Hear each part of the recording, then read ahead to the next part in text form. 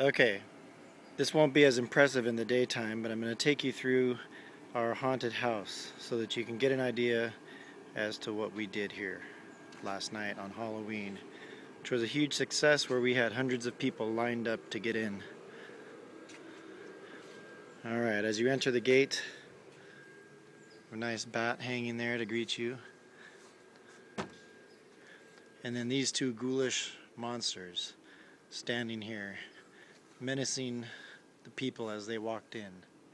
This guy here had a bad accident, and then he chose to smoke a cigar afterwards to celebrate. And this person just looks happy to be here. Alright. That witch was actually out front with the two great grandmas as they handed out candy and passed out, or actually asked for donations for the Children's Cancer Research Foundation. Some nice pumpkins here that we had carved the day before. Some of my work here on the witch, you know, the detail, the craftsmanship. I'm just so impressed with myself. Okay, so as you lined up here in this area, we had a lot of things to look at while you were waiting to get in, one of which was the cemetery. As you can see, the cemetery was pretty extensively done. Lots of, this guy's actually animated. He comes out of his grave, and I will turn him on for the visual and audio effect here for the video.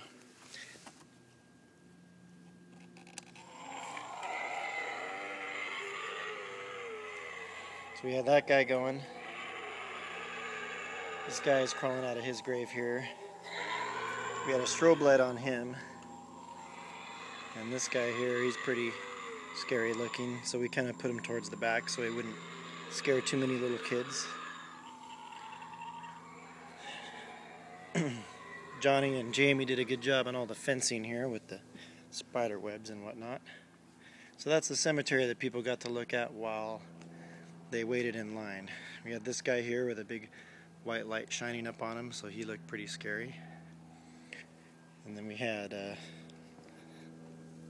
this one here just kind of hanging in the tree. We had a lot of lights in this tree which looked kind of neat. So then as you walked in here, this was the entrance. A menacing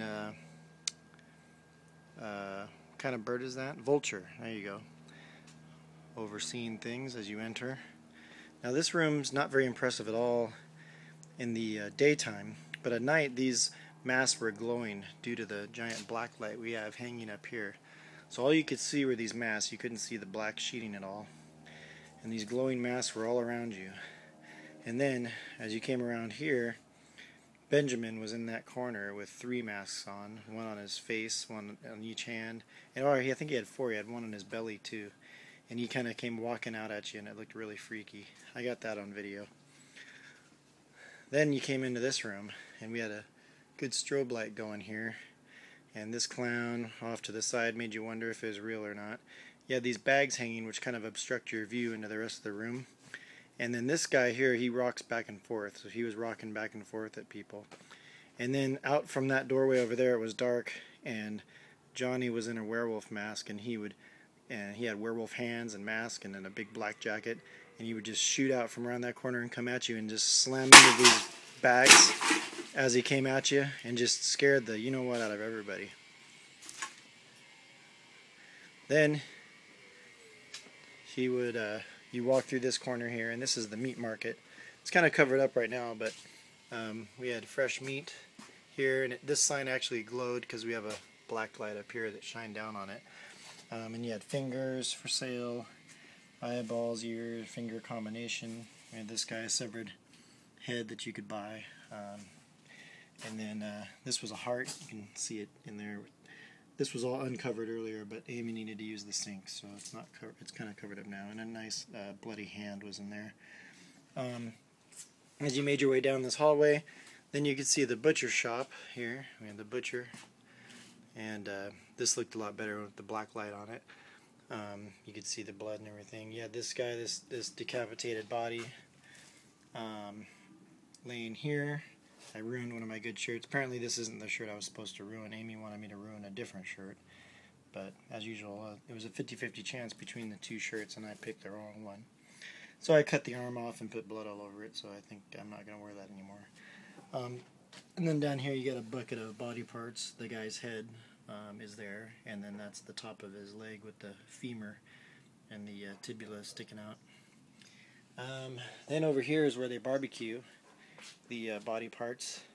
And on the barbecue we actually had red lights in there, so you could see it was glowing and it looked like it was being barbecued.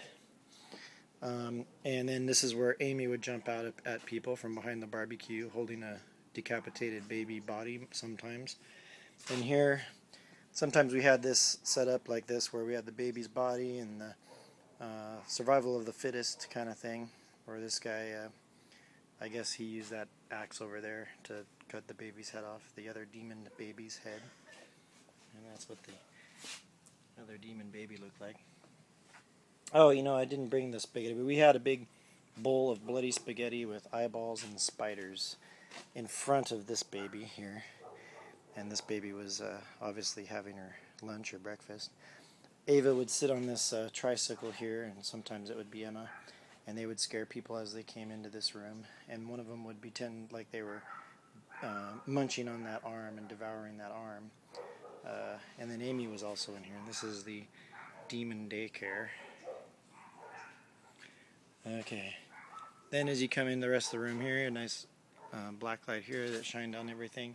We had this lovely creature in here. If I make some noise, maybe it'll... Oh yeah, here we go.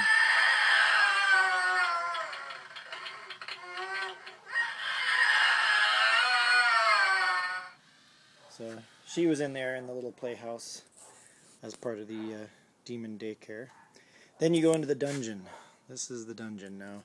First guy you see is this guy here. He's got rats eating up his body. And he's kind of in a bad situation here because he's been locked up in a dungeon for a while, and it's not looking so good for him. Then you come in here, you got several things hanging in the dungeon.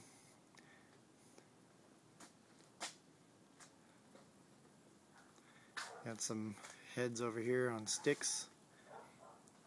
Got this guy, he doesn't look so good. It's kind of gross. Then you got some people that have been here a little bit longer, and they've decayed a little more. Then you got this crazy guy down here. Kind of freaky looking as you walk by. You're not sure what's going to happen with him. Oh yeah, and we had Donna was dressed up as this crazy looking dude that would jump out at you right here in this corner. And then you come around here, another decapitated head on a stick, and you see this guy and you think, oh, for sure this guy's fake, right? Because there's no way a real human could fit into that. It's kind of not even attached to the ground, and it's got these big fake hands. So people kind of walk by here taking that for granted. But I would be hiding behind here peeking out, and when I'd see people get close, I would shake them and yell and scream and scare the bejesus out of a lot of people with this guy here. Then they would get scared and start running through here, but the problem is there's a bunch of fog in this whole thing, and a strobe light up above us here shining on the fog and flashing, so you couldn't see anything. You could see, but not really too well. And we have these strings here. I don't know if you could see the strings very well, but they would hit you in the face and it would feel like spider webs hitting you, but it's really black string. We had several bats hanging in this hallway, and then that's where the fog machine would pump the fog into the actual tunnel. And then the bats would scare you as you ran through. This is my little table outside where I had the audio and fog controls. And then you'd come out here, you'd go through this, and then the last but not least, this spider would drop down and scare you and hit you in the face or the head as you walked out. And that got a lot of people. I saw that getting several people as they came out. Then they'd come out here and it'd all be over. So I hope you liked the tour of our haunted house. Hopefully we'll be able to do it again next year.